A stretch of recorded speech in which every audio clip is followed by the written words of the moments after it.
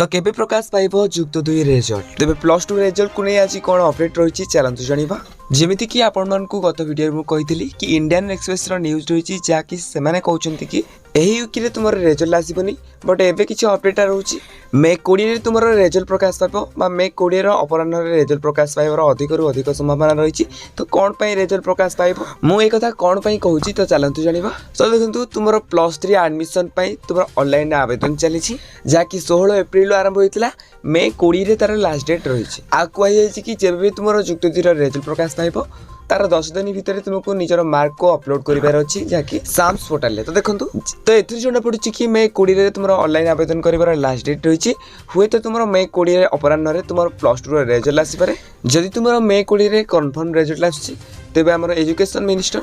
आज किंबा काली नियत भाबे गोटे अपडेट देबे जदि मे 20 रे तुमर रिजल्ट न आछि ताले नियत भाबे तुमर रिजल्ट आसला को मे 25 हे जिवो सो आ गोटे सबुठार इंपोर्टेंट कथा होछि जो माने प्लस 3 पढिबा को चाहउछंती हेले एपन तो ऑनलाइन आवेदन करनांती तो लास्ट डेट मे 20 रहिछि तार भितर आपण माने आवेदन कर दियंतु तबे आपण कोन मतामत रहिछि नियत भाबे कमेंट बॉक्स रे लिखंतु कि केबे जुक्त 2 रो रिजल्ट आसीबो।